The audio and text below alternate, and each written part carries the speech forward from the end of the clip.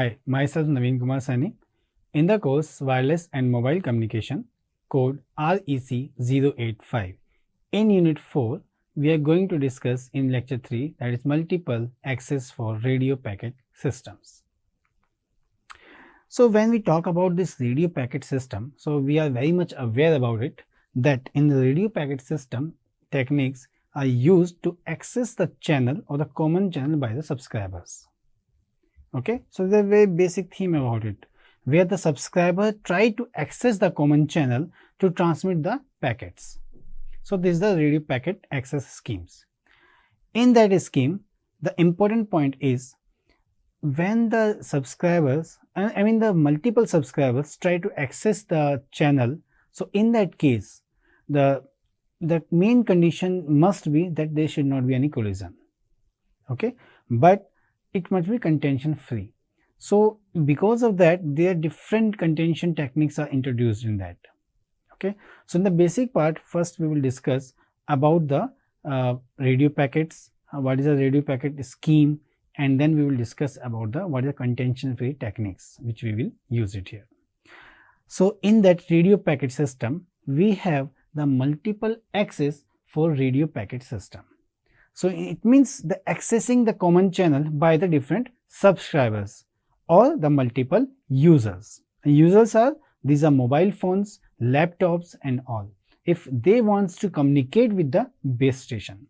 So in that way, we can say that the multiple users try to access the channel to transmit the data to the base station. So in that case, the base station is the receiver and different multiple subscribers, these are the transmitters. Okay, so for that, the different schemes are given. So like pure aloha, slotted aloha, CSMA and their versions. So these are the different schemes which we are going to discuss in this lecture. Okay, so as we said about the multiple access and radio packet system. So this a packet system means data is in the terms of packets. So we transmit the data in terms of packets into the common channel. So this accessing the common channel by the different users. So in the multiple access control systems or control channels, first thing which we must know that in that the mobile station, when we talk about the mobile station, so here we will take the pen first. So in that, so each MS or mobile station is attached to the transmitter or the receiver. Okay. Second point about it, it communicates with its base station via the control channel. Okay. So this is via the control channel.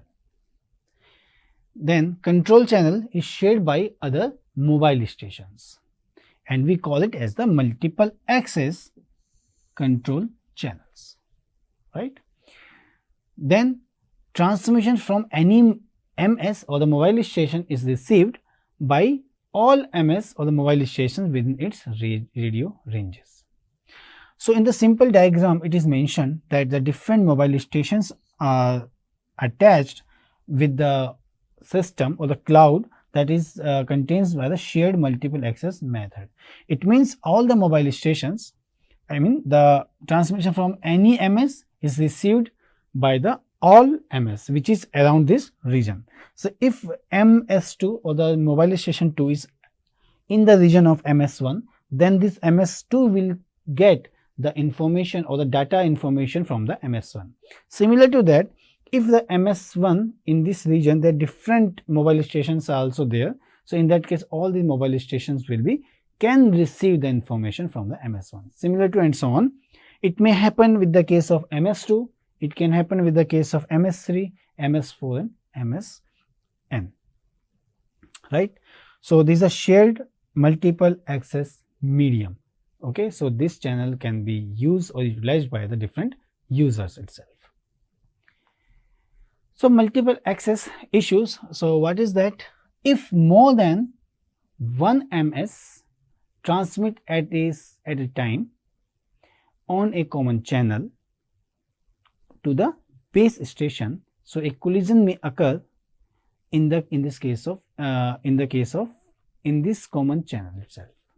Okay, so at one time, if the multiple mobile stations are transmitting by using the control channel, so in that case the collision can occur. So how to determine which mobile station can transmit to the base station? So these are our main concern in that. So multiple radio or the access protocols are given. So to solve the multiple access issues, so these sharing, using the channel. So the different methods are proposed for using the channel to transmit the signals or the packets from the mobile station to the base station. So in that series, the multiple sharing techniques are introduced. So this is of two types. First one is a static channelization. Second one is the dynamic medium access control, MAC. Static channelization means static channels are fixed channels are given in the to the different users. In dynamic medium access control, so it is as per the priority basis or the as per desire or the requirement, the channel access can be takes place by the different users. So in the dynamic medium access control, there are two parts. First one is scheduled. Channel information can be scheduled by the mobile station, or the scheduling will be takes place, and the random access. So accessing the channel randomly. So different methods are proposed for using the common channel by the mobile stations to the base stations. Okay, so the radio packet radio medium access protocols. So in that, the medium access control protocols, which is needed for multiple multi-access networks, such protocols are designed to address the problem of how to share a common broadcast channel. Okay, so this technique, the techniques that have been used for packet radio networks, that can be termed as radio access or contention techniques. This is very important. Okay, so to reduce the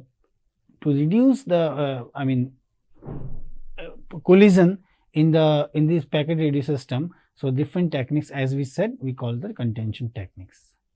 Okay, so they are random access in the sense that there is no predictable or scheduled time for any station to transmit.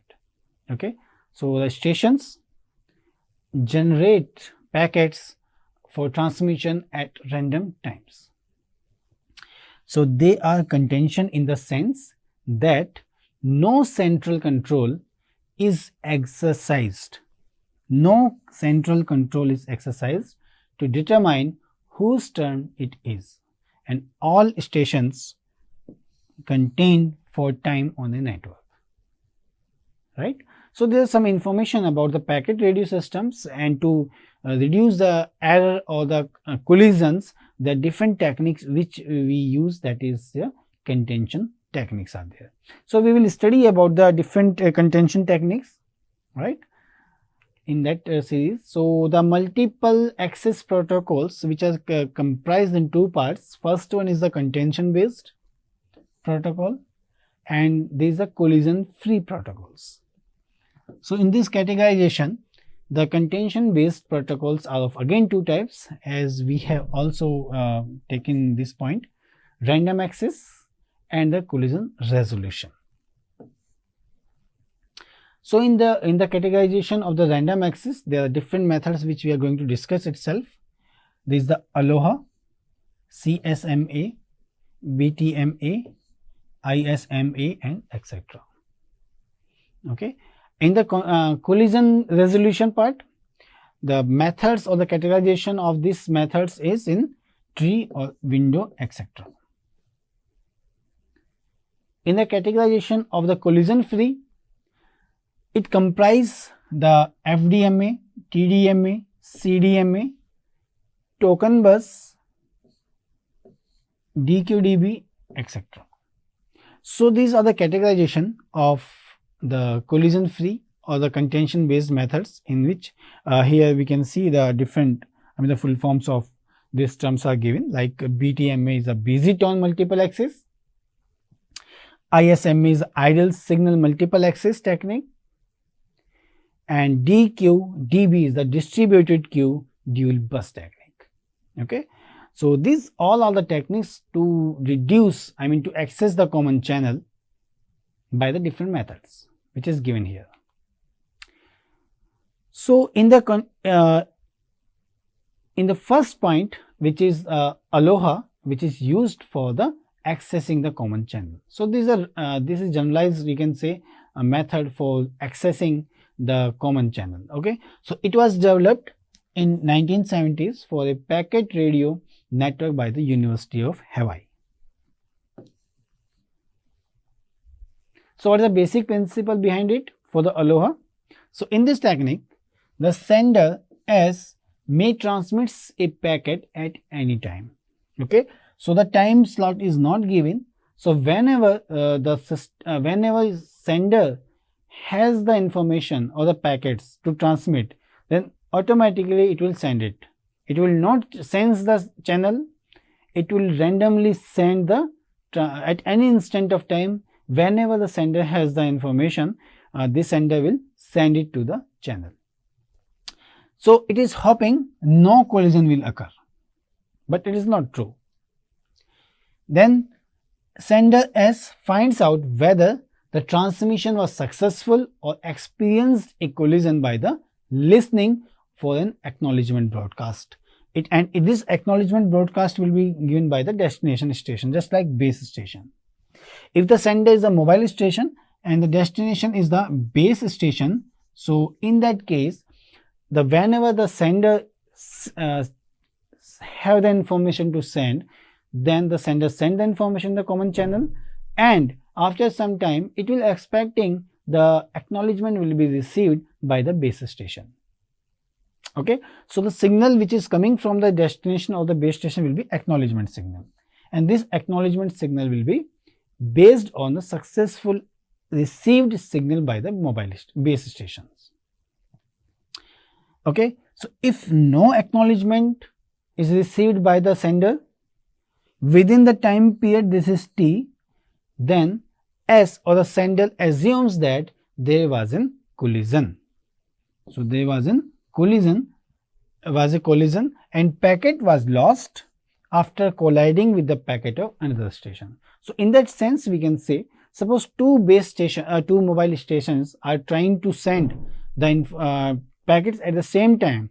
So in that case, the acknowledgement will not be received by the mobile station. Okay, when acknowledgement not received by the mobile station which is coming from base station, so in that case, what will happen? It may assume that the collision takes place, right, between the two packets which is sent by the two or more than two mobile stations at the same time. So if there was a collision, then S retransmits after some random time. So after, just like the time period which is given, for the receiving acknowledgement is passed, then in that case the sender will assume that there is a collision within the channel. So in that case, after a random time of which is greater than T, will send the information or the packets again by the sender. So just for example, the packet 2 from the MS2 and packet 3 from the MS3 collide, then MS3 retransmits packet 3 pretty soon, random wait, and MS2 retransmits the packet 2, much more time it will take, or later the 2 from the MS3. So collision can block channel for the period of up to 2T. So this is very, very important point. 2T time. After the 2T time, any of these station MS3 or MS2 will transmit the signal, and after sending the signal by any of the station, the next station or the mobile station will send the information again. So it is representing here in this diagram, this is a collision in the pure Aloha. So when this 2 and 3 send mobile station 2 and 3 sending the packets, so in that case the collision will takes place.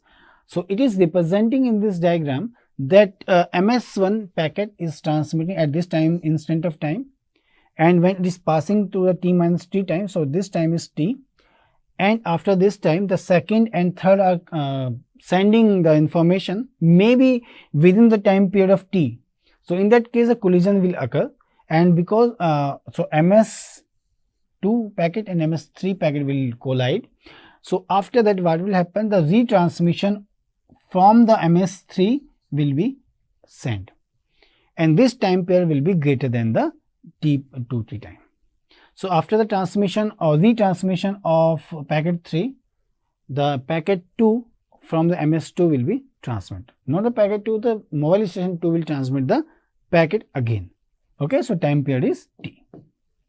So the retransmission of the packets. But important point is the wait for a random time. So this is the case of the pure Aloha. Okay. So the performance of Aloha may be will be observed by the throughput. So the throughput of the Aloha can be observed or calculated.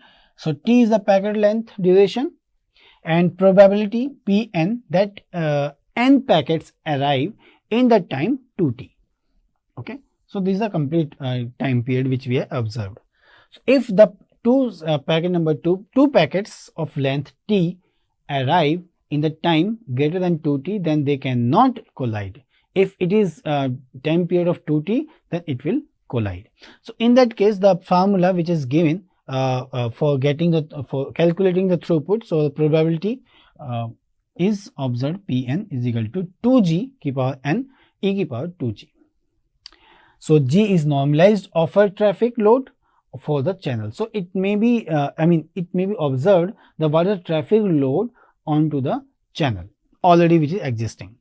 So the probability P0 that a packet is successfully received without collision. So the calculation will takes place by putting the value of n is equal to 0 in the Pn. So that is P0 is equal to e ki power minus 2g. So the throughput can be calculated as into g into P0, g is into e ki power minus 2g. So the maximum throughput can be observed for the Aloha case. So when we have the half of the traffic of value 1 by 2. So in that case the maximum throughput is 1 upon 2e, that value is equal to approximately 0.184. Okay. So throughput is what? This is the per second how much packets are transmitted successfully or the received successfully by the receiver. Okay. So this is the throughput for the Aloha. Similar to that, we have another method, that is a slotted Aloha. So there is an improvement over the pure Aloha, in that the difference between the slotted and the pure Aloha is what? We are not concerned about the time. I mean the slots of the time. We are not dividing the time into the slots in the case of pure Aloha, but in the case of slotted Aloha we divide the complete time frame into different slots. So time is slotted. Okay, so this is a first point. The slot length, that is equal to packet length, that is the duration, that is t. So each time slot is which have the value of t time duration, and this is the duration of packet length itself. So packet transmission that can start only at the beginning of the slot, and this reduces collision duration.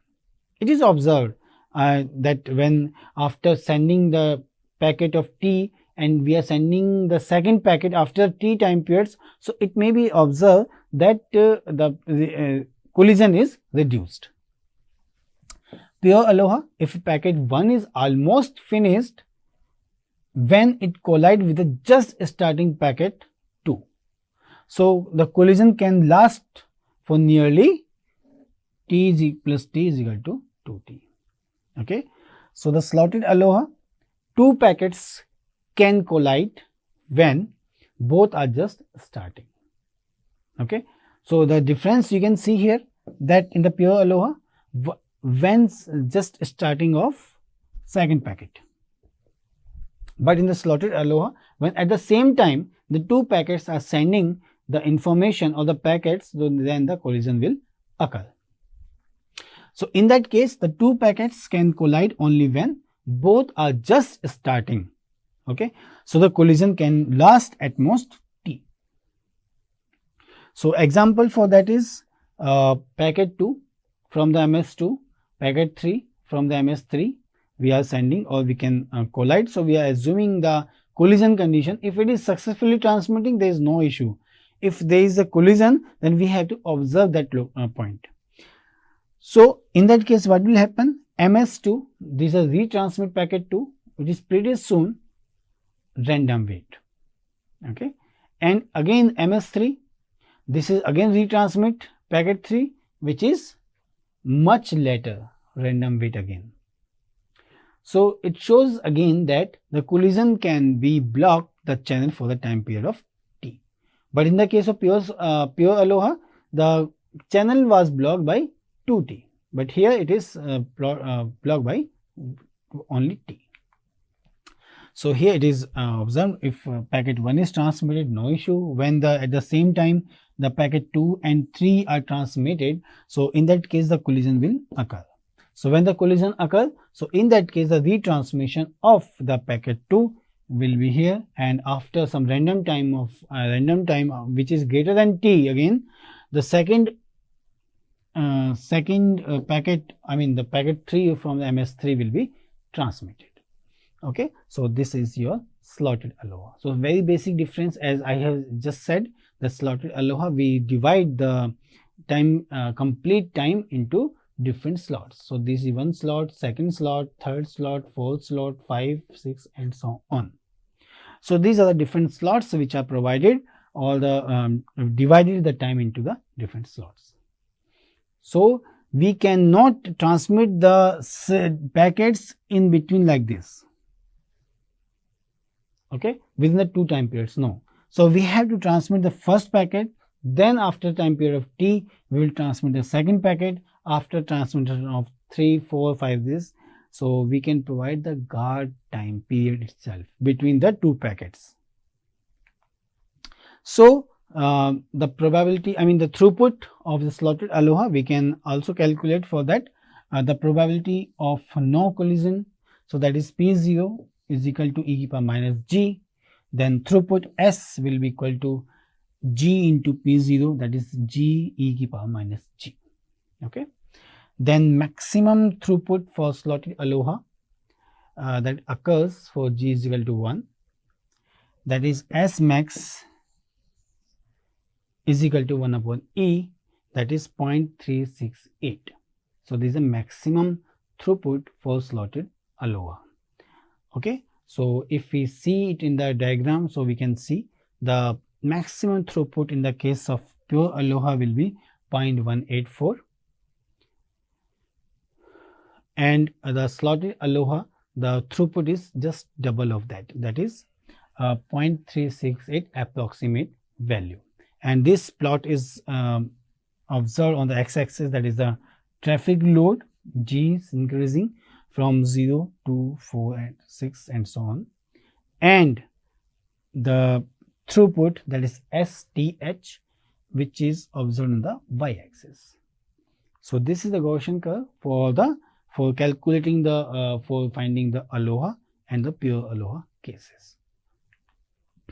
Next and the last, that is CSMA. This is carrier sense multiple access. So in that carrier sense, this is the contention method technique to observe the collision within the channel. So for that carrier sense multiple access, the CSMA protocols gives the better throughput that both the Aloha protocols by avoiding the collisions. Okay, so the basic improvement in all the CSMA protocols or Aloha protocols are what are the improvements is there? It listen to the channel, sense for presence of the carrier before transmitting the packet. So this facility was not available in the case of slotted or pure Aloha, in which the sender is not sensing the channel before transmitting the packets. But in the case of CSMA, the first, before sending the information, the transmission of before sending the information, sensing of channel will be takes place. So, do not transmit if channel is busy. Avoid some collisions but not all. So, what are the cases we can observe here? Just like here the example, MS1 senses first, send the packet, no issue. Packet 2 sends the packet, no issue. MS4 sends, at the same time MS4 senses and avoid the collision. It shows that when at the time of MS2 sensing the channel, and at this instant of time MS4 packet is MS4 station is sensing the channel and it find that the channel is not free, in that case the MS4 will not send the packet and the collision can be avoided. And the point of 3, so when the MS5 senses the channel and it sees that at this instant of time the mobile station 3 sending the channel is busy with the mobile station 3 packet, in that case MS5 will not send the information or the packets, and so in this case the collision can be avoided. But in the case of this case, when at the same time MS6 and MS7 are sensing the channel and they found that the channel is free, so in that case what will happen? The MS6 and MS7 will send the information or the packets at the same time, and because of that the collision will occur. Okay, so collision will occur when at the same time the two stations are sensing the channel and they found that the channel is free, so they will start sending the packets. So because of that reason the collision will occur at the starting of the channel, starting of transmission of channel.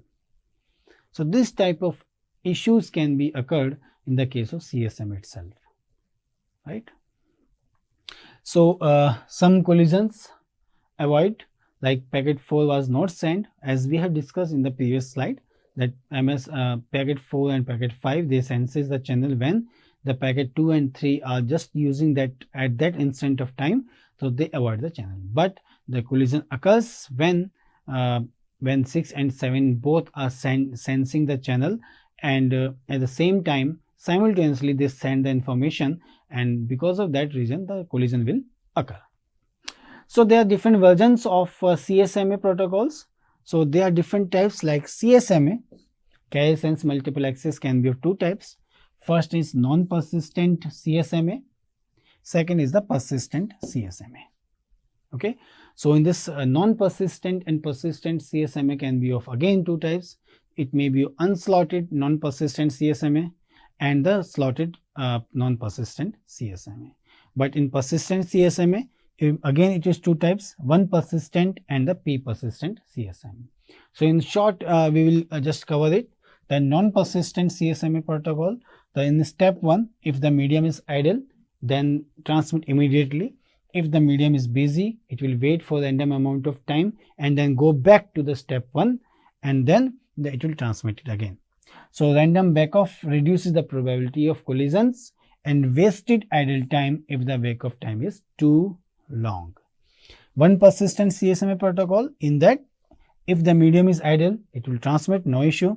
If the medium is busy, continue to listen until the medium is become idle and then transmit immediately, right? So there will always be a collision if two or more nodes wait for an idle medium.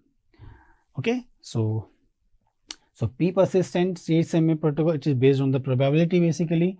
So slotted time required, in that the step 1 is if the medium is idle then transmit with the probability p, and or delay till next time slot with the probability 1 minus p. In the step 2, if the transmission was delayed by 1 time slot, then it will go back to the step 1. After that, if the medium is busy, then it will continue to listen until medium becomes idle. then again it will go back to step 1. So P persistent CSMA is good trade-off between the non-persistent and the one persistent CSMA, right? So I hope you understood this point about the pure Aloha, slotted Aloha and CSMA protocols. Thank you very much.